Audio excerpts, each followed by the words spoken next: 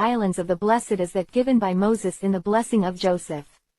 The other descriptions of them are echoes and rechos of this, the divine original, a real blessing on the islands of the west that are blessed of God. The very language of the blessing on Joseph and his land suggests the appellation. The islands of the blessed. Blessed of Jehovah be his land. For the precious things of heaven, for the dew and for the deep that catcheth beneath. Deut. 33:13. As the deep catcheth beneath the land of Joseph, it is evident that this land, blessed of God, is a land of islands. Moses in his utterance of the racial covenant describes it as such. This language of Moses is but a fuller development of the ethnical covenant of promise given to Abraham, Isaac, Jacob, and Joseph. Hence the covenant which God made with King David, ordered in all things and sure, in as far as it related to the place appointed of God for the planting of his people Israel, is a confirmation of the ethnical covenant of promise, and relates to the islands of the blessed, as the land of the covenant. Isaiah indicates their location in the west at the land of the covenant 377. The ends of the earth, and gives them their definite designation, the islands of the west. Listen to this appeal of the great Isaiah addressed to the remnant of Israel in this era of crisis at the consummation of the age when the times of the Gentiles are being fulfilled. Glorify ye Jehovah by Urim. The name of the Lord God. The Jehovah of Israel. In the islands of the west. Isa. 24:15. With such language inspired of God before them, would not the Hebrew prophets and the Eastern sages versed in their oracles, regard the islands of the west as the islands of the blessed. In the last days, when the outcasts of Israel are scattered with the dispersed of Judah into the four corners of the earth, they are still found in the islands of the west. When Jehovah shall set his hand again the second time to recover the remnant of his people that shall remain after their sifting among the nations through the 7 times of chastisement, when he shall set up an ensign for the nations, when he shall assemble the outcasts of Israel, and gather together the dispersed of Judah, prominent among the lands of the dispersion will be the islands of the west. In other oracles concerning the islands uttered by Isaiah the prophet, it is probable that he referred to the islands of the blessed described by Moses as the land of Joseph, and the islands of the west as designated and located in his own prophecies, inspired by the Spirit that searcheth all things. Read these oracles with these thoughts in mind and consider how apposite is their language. In one of the great prophecies concerning the Messiah, the personal servant of Jehovah, Isaiah said, "He shall not fail nor be discouraged, till he have set judgment in the earth. And the isles shall wait for his law." Isa. 42:4. While this may have a general reference to all the islands of the sea, it admits of a special application to the islands of 37:8 thepros to thefath or s. The west, which did wait for his law, and on receiving it did accept it. History has demonstrated that the acceptance of the law of Christ by the people planted in the British Islands has been one of the chief means by which the Messiah has established judgment in the earth. Does Christ bring forth justice to the nations? It is largely through the dissemination of his gospel from the islands of the west. Hence his bringing forth justice to the nations, and his establishing justice in the earth, is connected in the prophecy with the islands waiting for his law. They wait for it as if anxious to receive it and glad to accept it. Israel was planted in the islands of the west. It is Israel that waits for the Lord, for the psalmist says in words of grace and truth regarding the redemption of Israel, "Let Israel wait for the Lord. For with the Lord there is kindness, and with him is redemption in abundance. And he will surely redeem Israel from all his iniquities." PSA 130:7-8. Leeser's translation. In another prophecy, similar to this, in which he says, "The isles shall wait for me," Jehovah makes the address direct to his people Israel. Note in this prophecy of Isaiah the various designations of the chosen people, which I here print in italics that the reader may perceive them and compare them at once as they indicate distinct characteristics. "Hearken to me, ye that follow after righteousness, ye that seek Jehovah. Look unto the rock whence ye were hewn, and to the hole of the pit whence ye were digged. Look unto Abraham your father, and unto Sarah that bare you. For when he was but one I called him, and I blessed him, and made him many. Attend unto me, O my people. And give ear unto me, O my nation. For a law shall go forth from me, the law of Christ, and I will establish my judgment. For a light of the peoples. My righteousness is near. The land of the Covenant 379. My salvation is gone forth. And mine arms shall judge the peoples. The isles shall wait for me. And on my arms shall they trust. Isa 51, 1, 2, 4, 5. Who are these people whom God addresses as, my Paopli? What is this nation which God calls, my nation? Let the Bible answer these questions. Moses said in his prayer for Israel, consider that this nation is thy people. Ex. 33:13. Jehovah said to Jeremiah concerning the ordinances of nature, if these ordinances depart from before me, then the seed of Israel also shall cease from being a nation before me forever. Jer. 31:36. God chose the people of Israel to be to him an immortal race, an everlasting nation. Hence the psalmist said, blessed is the nation whose God is Jehovah, and the people whom he hath chosen for his own inheritance. PSA 33:12. In view of Israel's national election, the psalmist offered this fervent prayer in behalf of himself and his people, O visit me with thy salvation. That I may see the prosperity of thy chosen, that I may rejoice in the gladness of thy nation, that I may glory with thine inheritance. PSA 106:4-5. This national election continues throughout the Christian dispensation, for the Apostle Paul said, to Israel pertaineth the adoption. Rom. 9:4. The Apostle Peter said to the Israelites of the dispersion, ye are an elect race, a royal priesthood, a holy nation, a people for God's own possession. Ipet. 2:9. Now if there is one thing that distinguishes the people of the Protestant Reformation, it is the effort to follow after righteousness, even the righteousness which is by faith in Christ, and to seek Jehovah. But who are the people that do these things? God commands them to look to the rock whence they were hewn. In the ethnical quarry, Abraham is the rock whence they were hewn. In the racial mine, Sarah is the hole of the pit from which they were digged. This is of great importance as to national and racial 380 the prom ises to the fat her s. Blessings. Hence Jehovah gives to them this commandment, look to Abraham your father, and unto Sarah that bare you. Will we obey this commandment, and enjoy the blessings that flow from loving obedience to it?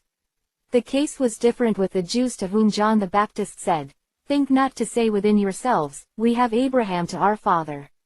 Matt. 3:9. For with them their racial descent was not in question, but they relied on it for their personal salvation, which would not avail. But racial blessings do depend on the descent which determines the race. Hence this command to our race. God addresses them as, my people. My nation, the peoples, as waiting for him in the islands, and trusting on his arm. This seems to be another specific reference to the chosen people securely planted in the sacred islands of the West. This was according to the sure covenant with David. I will appoint a place for my people Israel, and will plant them, that they may dwell in their own place, and be moved no more. The divine selection of the islands of the West as a suitable place for the planting of the chosen people dawned upon the minds of men centuries ago. The ancients seem to have had a just conception of the meaning of the prophecies relating to it, without understanding the method of their historical fulfillment.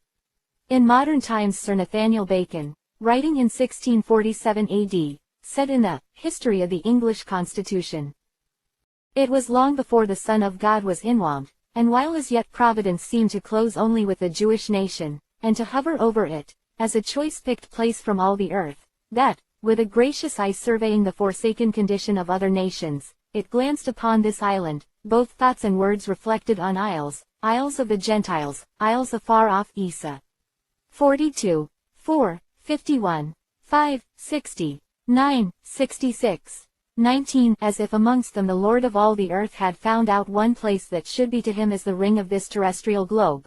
And if the ways of providence may be looked upon as a gloss of those prophecies, we must confess that this island was conceived in the womb thereof long before it was manifested to the world. To recover the forgotten ways of past providence is no less difficult than to search out the bowels of future promises. The land of the covenant 381. The holy promise of God which he made sure in his everlasting covenant with David concerning the appointed place prepared for the planting of Israel, and the prophetical statements of its location in the islands of the west at the ends of earth, is a demonstration that these islands were conceived in the mind of the God of revelation, prepared for their purpose by the God of nature, and appointed for his people Israel by the God of the covenant, long before they were manifested to the world. God is a grand strategist. Palestine was the best place to plant Israel for influencing the great nations of antiquity. The British Islands was the best place to plant the elect race for the colonizing of the world. In order to the fulfillment of the promises given to the fathers for the worldwide development of Israel, the eternal God, who comprehended all ages in his vision, promised King David, while the chosen people were yet in Palestine, another place, appointed by him for their planting, in which they nevermore should be wasted, and from which they nevermore should be plucked up. In two prophecies given through Isaiah, Jehovah designates this land of the covenant as the islands of the west, and shows by the description relating to them that they are located at the ends of the earth, the extremity of the old world. Going forth from hence, they passed over the sea, Isa.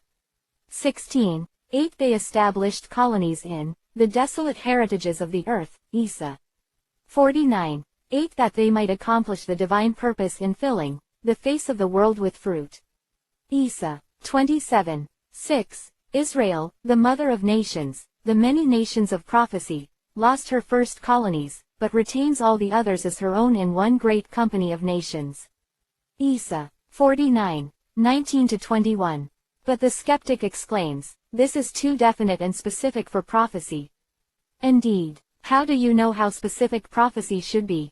Judge prophecy by what it says and its fulfillment in his Torah, not by your inner consciousness of what it ought to be. Nature was not understood detail. Discarding human theories, we studied nature herself, and listened reverential why to her own 382 the promises to the fathers.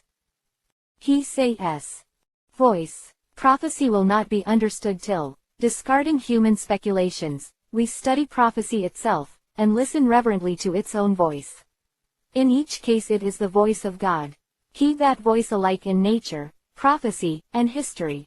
God himself is the sole judge of what is best and most fitting to reveal concerning his purposes, of how much he shall make known, and when and how he shall declare it. It becomes us with the teachableness of children, the truthfulness of saints, and the wisdom of sages, to receive and accept with reverence whatever.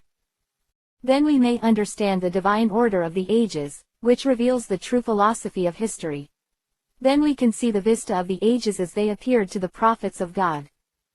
In his History of the English People, written with a beauty of diction worthy of so great a theme, John Richard Green says, it is with a reverence such as is stirred by the sight of the headwaters of some mighty river that one looks back to these village moots of Friesland or Schleswig. It was here that England learned to be a mother of parliaments. It was in these tiny knots of farmers that the men from whom Englishmen were to spring learned the worth of public opinion, of public discussion, the worth of the agreement, the common sense, the general conviction to which discussion leads, as of the laws which derive their force from being expressions of that general conviction. A humorist of our own day has laughed at parliaments as talking shops, and the laugh has been echoed by some who have taken humor for argument.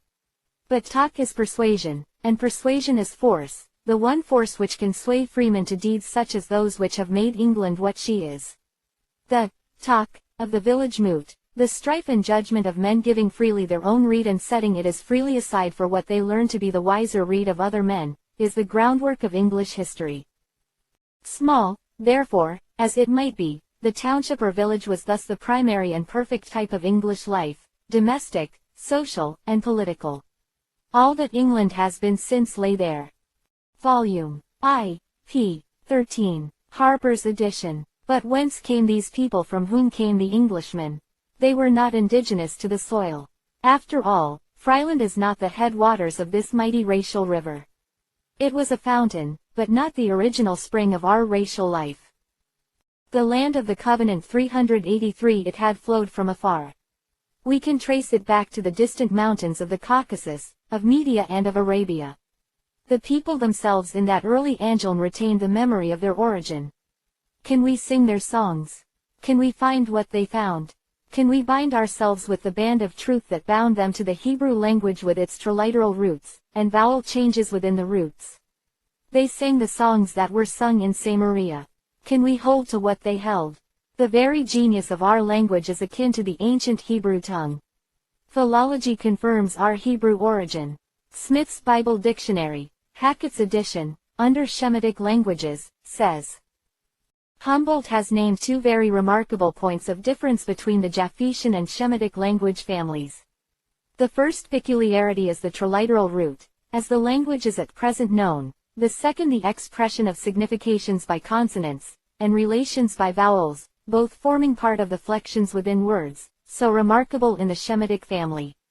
Widely different from the Japhetian primitive, a fully formed and independent word, the Shemitic one, even in its present triliteral state, appears to have consisted of three separate articulations, aided by an indefinite sound like the Shiva of the Hebrews, and to have varied in the shades of its meaning according to the vowels assigned to it. In the opinion of the same scholar, the prevalent triliteral root was substituted for an earlier or biliteral, as being found impracticable and obscure in use. Volume IV, p. 2983. It is worthy of recognition that this distinguishing characteristic of the ancient Hebrew language is a notable feature of the LD English, and the Old Anglo-Saxon. Even the modern English furnishes many examples of the flexions within words, by means of vowel changes within the root. This indicates its affinity with the Hebrew in the very genius of the language, which forms its structure and inflections. The idiom of the English is very similar to that of the Hebrew. This unity in the genius of the two languages is far more significant than a close relation in their vocabulary, which also exists, although generally ignored under the demands of science falsely so called, which rejects truth that is subversive of its theories. 384 The Promises to the Fathers. The Hebrews were our ancestors in race and language, laws and literature. In making a survey to ascertain the homeland, can we set a stake in the site of their temple, and sit in the seat where they sat? In this single sentence we have in English an illustration of the old biliteral root, with 5 distinct modifications of the idea by means of vowel changes within the root. This is in accordance with the Shemitic principle of vowel changes indicating the variation of the radical idea. Here I have found what you may find, that the genius of our language is akin to that of the Hebrew. We may lap with the lip of Gideon's band. In harmony with the distinctive principles of the Hebrew language we can speak as our fathers spoke, for we have sprung from the spring whence they sprang. The Shemitic characteristic of forming words by vowel changes in the root, thus expressing relations and forming inflections, is likewise characteristic of the Teutonic languages from which the English is derived. In A Brief History of the English Language, given in Webster's International Dictionary, James Hadley, president of Yale University, in giving the general features of the Teutonic languages, devotes a section to the variation of vowels, in which he says, "It is a thing of familiar occurrence in all the Teutonic languages, that the same root appears with a variety of vowel sounds, as in sing, sang, sung, song, bind, bound, band, bond. Similar variations of vowel sound are met with in other languages. What is peculiar to the Teutonic is the frequency and regularity with which they are used as a means for the inflection and formation of words. They appear thus most frequently and regularly in the earliest Teutonic idioms. Many words which had them in the Anglo-Saxon have lost them in the English." Sec. 15. This peculiar feature of the Teutonic, which is most manifest in its earliest idiomatic forms, is the very genius of the Hebrew language. What does this prove? The Teutons were Hebrews. The change of language came with the change of social contact. Yet so strong was the characteristic of the Hebrew language in its formation of words by means of vowel changes in the root, that it impressed itself indelibly onto the land of the covenant. 385. New language which the elect race took up through social contact with peoples of other languages in its wanderings among the nations. The prophet Isaiah foretold this change of language.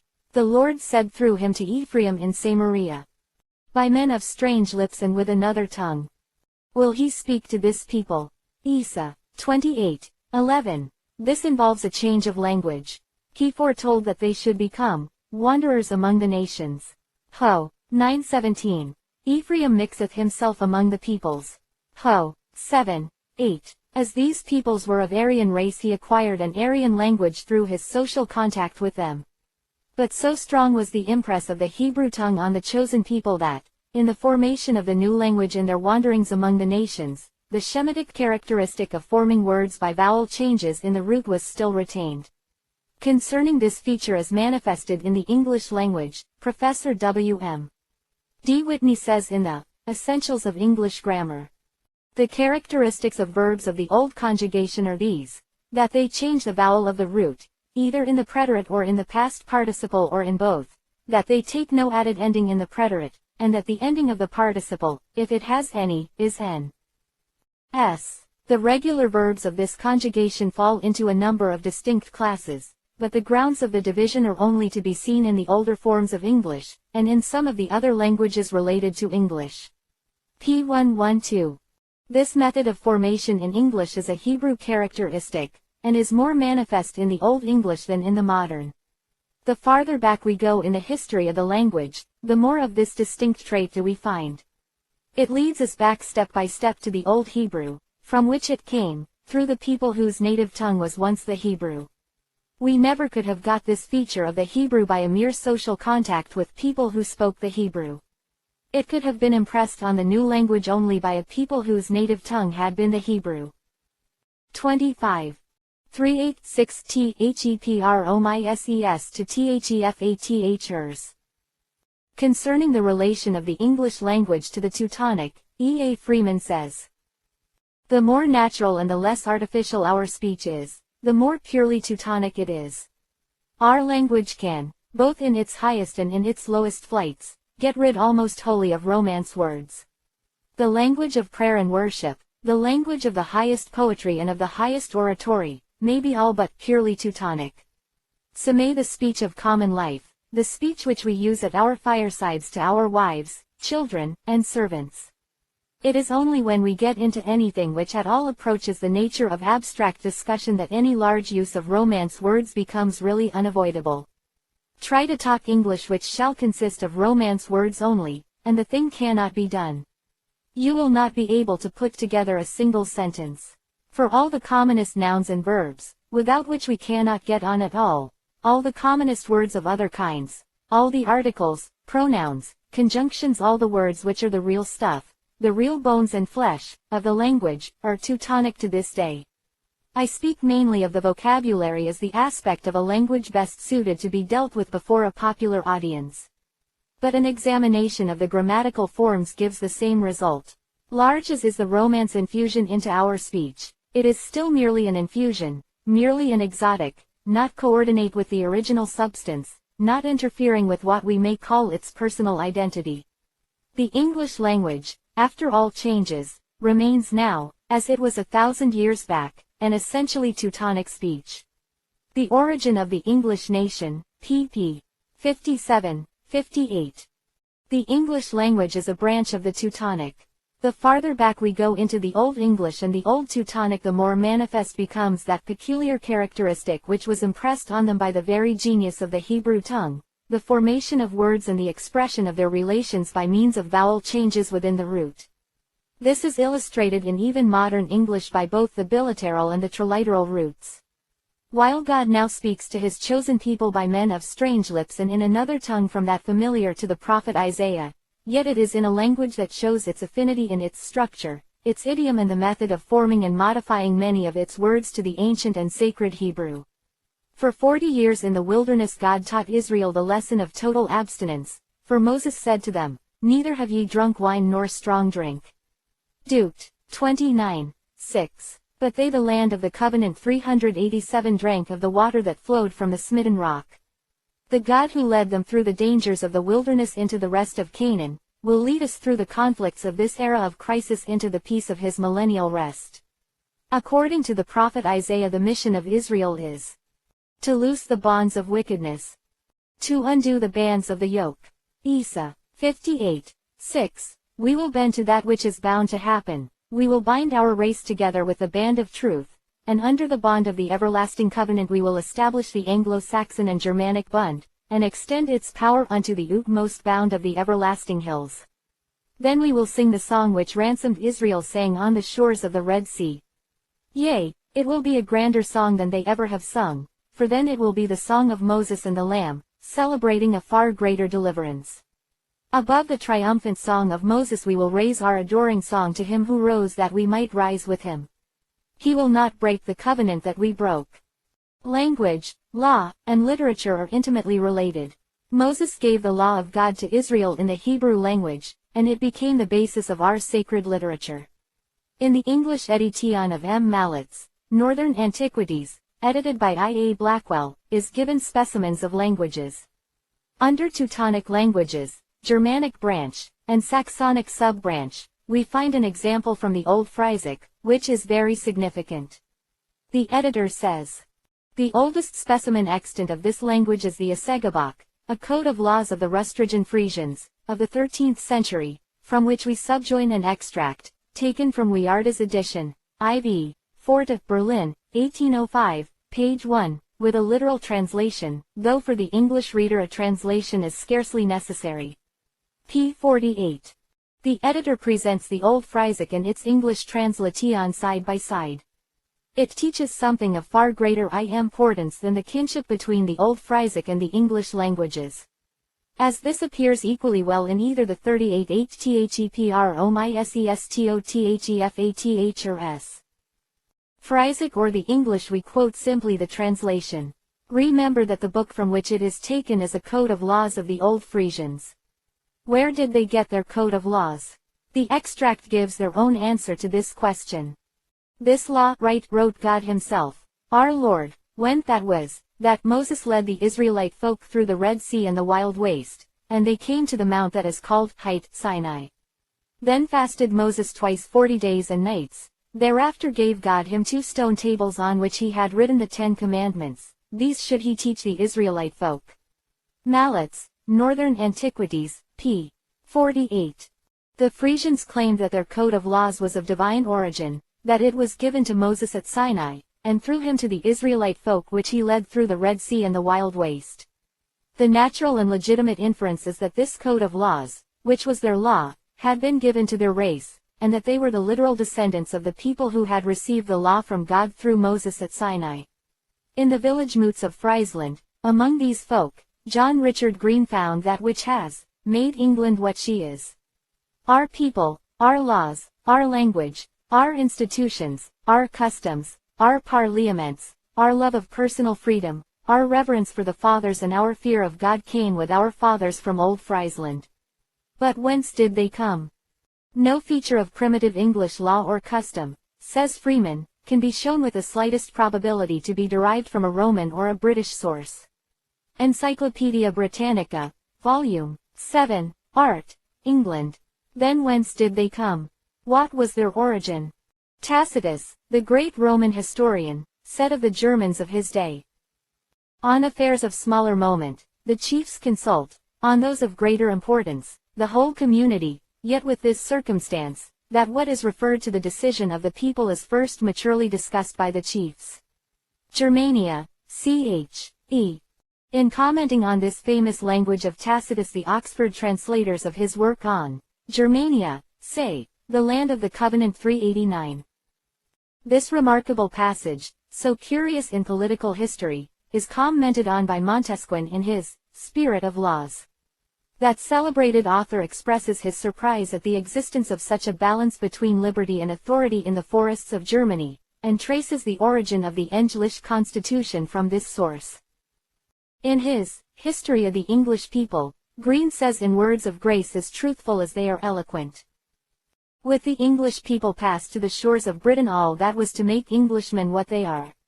For distant and dim as their life in that older England may have seemed to us, the whole afterlife of Englishmen was there. In its village moots lay our Parliament, in the gleeman of its village feasts our Chaucer and our Shakespeare, in the pirate bark stealing from creek to creek our Drakes and our Nelsons. Even the national temper was fully formed.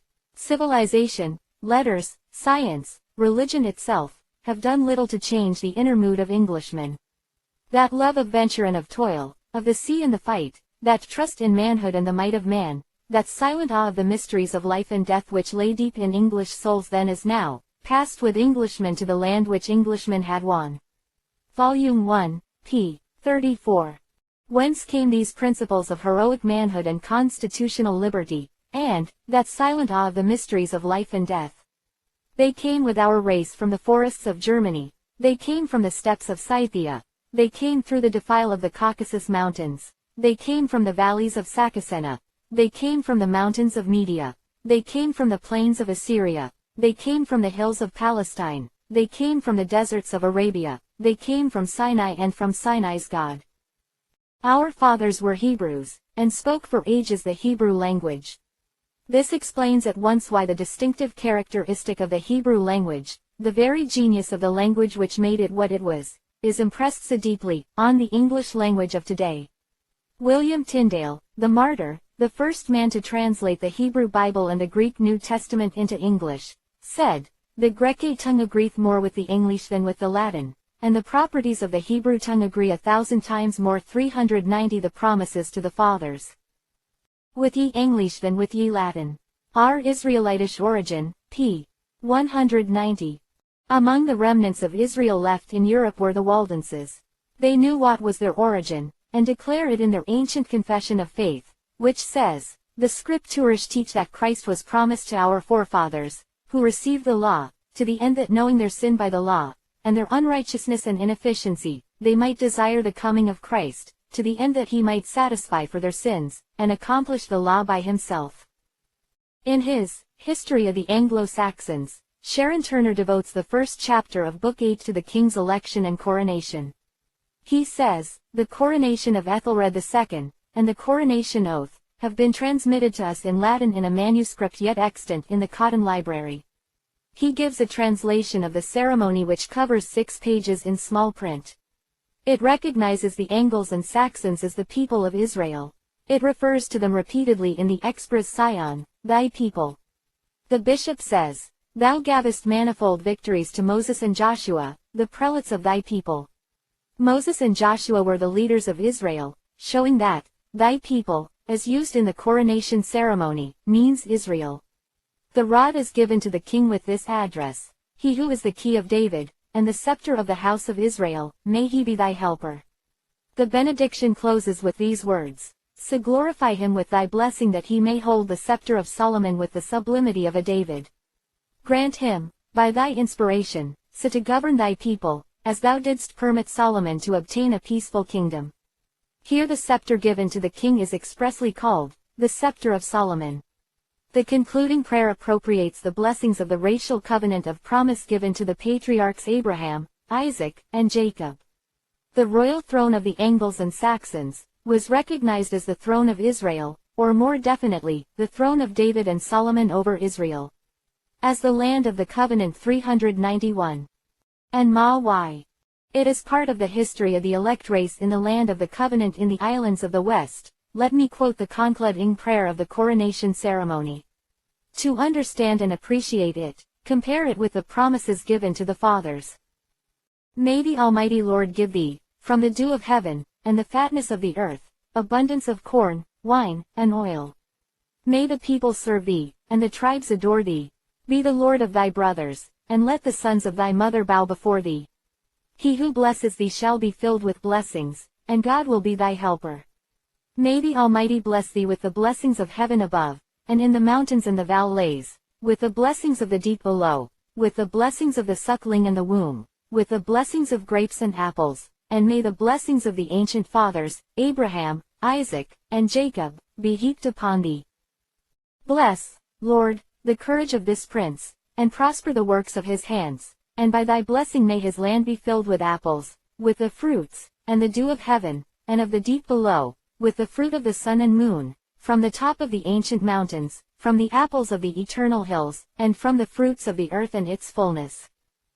May the blessing of him who appeared in the bush come upon his head, and may the full blessing of the Lord be upon his sons, he steep his feet in oil.